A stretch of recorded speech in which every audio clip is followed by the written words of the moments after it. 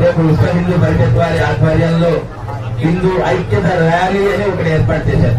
హిందువుగా పుట్టినటువంటి ప్రతి వాడు, మనమందరం హిందువులమా కదా,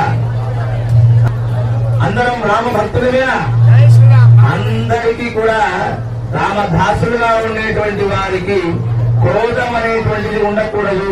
క్రోధం అంటే ఏంటి? అహంకారం ఉండకూడదు. అందరం ఆ ఐక్యత ర్యాలీలో రేపు అక్కడ ఎల్లనూరు రోడ్ లో విజయలక్ష్మి థియేటర్ దగ్గర మన దేవస్థానం చౌడేశ్వరి దేవస్థానం అని ఉంది. అక్కడి నుంచి బైక్ ర్యాలీ వస్తాయి. ఆడవారికైనా మగవారికైనా బైకులు వస్తాయి. వేరే కార్యక్రమాన్ని కాకుండా అందరూ మన సంప్రదాయ దుస్తులను ధరించి నుదుటిన ఆ కస్తూరి తిలకం ఉంది కదా, ఆ తిలకాన్ని మనం ధరించి మన హిందువుల యొక్క ఐక్యత మనం దాటి చెప్పుకోవాలి. అప్పుడప్పుడు మనం ఇలాంటివి చేసుకోవాలి. ఎందుకు ఇవాళ ఇంత గొప్ప కార్యక్రమం చేస్తున్నాం? ఎవరినో రెచ్చగొట్టేదానికి కాదు సుమా, మనం మనలో ఉండేటువంటి పరమాత్మను మేలుకొల్పుతున్నాం. ఎవరికి ఇబ్బంది పెట్టేటువంటి కార్యక్రమం కాదు ఇది. మనలో ఉండేటువంటి పరమాత్మను మనం మేలుకొల్పే దానికోసం చేసేటువంటి ఒక కార్యక్రమం. రేపు మహానుభావులు పెద్దలు ఇలా చేయాలి అని నిర్ణయం చేసుకున్నారు కనుక ఈ రామ నవమి సందర్భంగా ఇలా చేయాలి అని అనుకున్నారు కనుక ఈ రామనామ సంకీర్తన అంతా కూడా రేపటి రోజు సాయంత్రం తాడిపత్రి అంతా మారుమోగాలి. అందరూ కలిసి రావాలి, సంప్రదాయ దుస్తులు ధరించి రావాలి, ఎదుట తిలకం పెట్టుకొని రావాలి. మన ప్రతి ఒక్కరూ అందరికి ఏదో సిగ్గుపడుతున్నారు నామం పెట్టుకునేదని. నామం దీని మీద మనం పెట్టుకునేటువంటి సుషుమ్న నాడి అని ఉంటుంది. ముక్కులో పెట్టుకోకూడదండి బొట్టు, ఎప్పుడు కూడా నుదుట మధ్యలో పెట్టుకోవాలి. అక్కడ ఒక నాడి ఉంటుంది, మన శరీరాన్ని కదిలించేటువంటి ఒక అద్భుతమైన నాడి. దాన్ని పెట్టుకొని ప్రెస్ చేస్తే వాడు అవతల వారు ఈ స్వరూపాన్ని చూసి భయపడాలి. మనమేం కత్తులు కటాలు తీసుకోవాల్సిన అవసరం లేదు. ఈ నుదుటిన పెట్టుకునేటువంటి స్వరూపం చూసి అవతల వాడు భయపడి పారిపోవాలి. ఇది మనలో రావాలి, ఈ చైతన్యం మనలో రావాలి.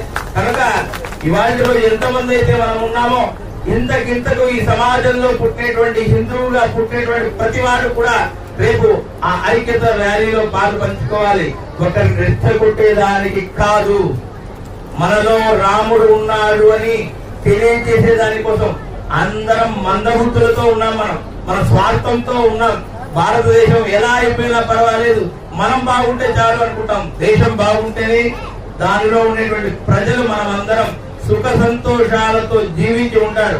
ఇవాళ ఆ యొక్క పరమాత్మ ఒకరిని పుట్టించుకున్నాడు.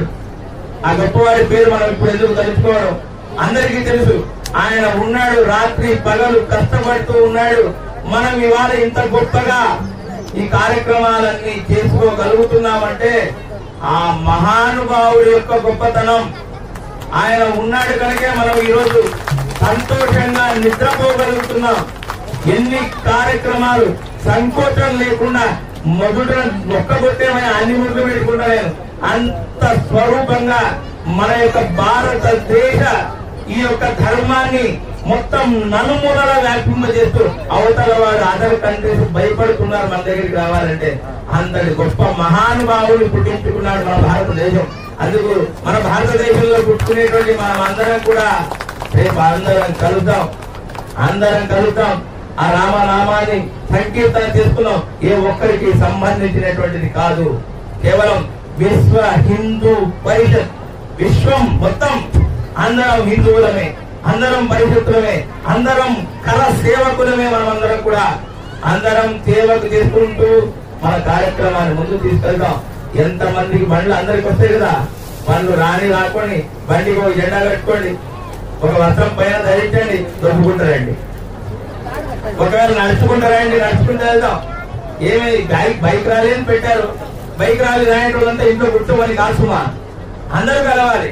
రేపు అందరూ అలా రామనామాన్ని సంకీర్తన చేస్తూ మన గాంధీ కట్ట దగ్గర ఒక అద్భుతమైనటువంటి సభ ఏర్పాటు చేశారు మా విశ్వ హిందూ పరిషత్ వారు. ఆ కార్యక్రమంలో మనం అందరం పాల్గొందాం. ఆ కార్యక్రమాన్ని విజయవంతం చేద్దాం. విజయవంతం అవుతుంది. ఎందువల్ల తెలుసా? అక్కడ ఉండేటువంటి వాడు ఎవరు తెలుసా? దైవం రామ అనేటువంటి శబ్దం. ఆ రాముడు ఎలా అయినా కూడా మీలో ఉత్తేజాన్ని ఇస్తాడు, మన అందరినీ పాలు పంచుకునేట్లుగా చేస్తాడు. ఎంతమంది వస్తారు? చేతులు ఎత్తండి. ఊరు చేయటం అయితే వద్దు సుమా. ఎంతమంది వస్తారు? ఊరు చేయొద్దండి. వచ్చే వాళ్ళందరూ చేయొత్తా. మిగతా ద్వారా ఇక్కడ ఉండేటువంటి వారు అందరూ కావాలి. అందరూ వచ్చి ఈ కార్యక్రమాన్ని మనం దిగ్విజయం చేసుకుందాం. ఇప్పుడు మంగళ కార్యక్రమం జరుగుతుంది. మంగళ కార్యక్రమం